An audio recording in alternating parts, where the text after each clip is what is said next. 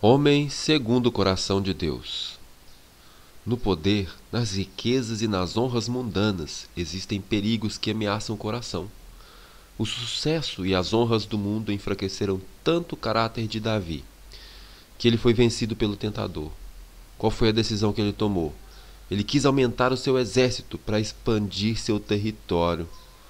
Então, Davi decidiu fazer um recenseamento da população. Essa atitude foi gerada pelo orgulho e ambição, porque a prosperidade de Israel, sob o governo de Davi, era fruto unicamente da bênção de Deus. Nas primeiras recenseamentos eram realizados pelos sacerdotes e juízes, mas dessa vez foram os oficiais militares, demonstrando claramente que o objetivo era aumentar o tamanho do exército para ganhar território. Quando Davi caiu em si, ele ficou convencido do pecado e disse a Deus: Senhor, pequei gravemente com o que fiz, cometi uma grande loucura. E na manhã seguinte, o profeta Gade trouxe a mensagem. Assim diz o Senhor: Davi, escolha entre 3 anos de fome, 3 meses fugindo de seus adversários ou 3 dias de praga. A resposta do rei foi: eu prefiro cair nas mãos do Senhor. A terra então foi atacada por uma peste que destruiu 70.000 pessoas. Aquelas pessoas que morreram tinham nutrido os mesmos pecados que deram origem à ação de Davi. Eles também tinham o desejo de aumentar o território, de orgulho. Eles tinham alimentado orgulho no coração. Assim como o Senhor castigou Davi por meio do pecado de Absalão, ele puniu os pecados de Israel por meio do erro de Davi. Instruído pelo profeta, Davi foi até a montanha, edificou ali um altar ao Senhor. O Senhor lhe respondeu com fogo, aceitou as súplicas em favor da terra e terminou a praga. Aquele era o mesmo lugar em que Abraão tinha construído um altar para oferecer Isaque, e mais tarde seria o local do templo.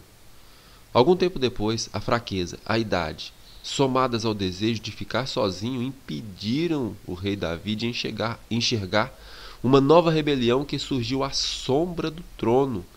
Quem desejava o trono dessa vez era Adonias. Ele era imprudente e sem princípios, e seu pai nunca o havia contrariado. Tinha sido criado com poucos limites, e agora ele se rebelava contra Davi, contra Salomão e, consequentemente, contra Deus.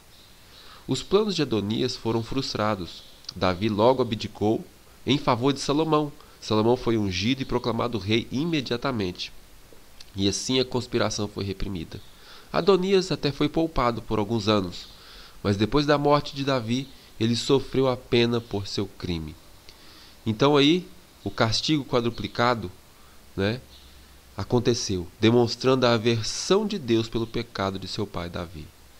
Desde o início do reinado de Davi, um dos maiores desejos que ele tinha era construir o templo.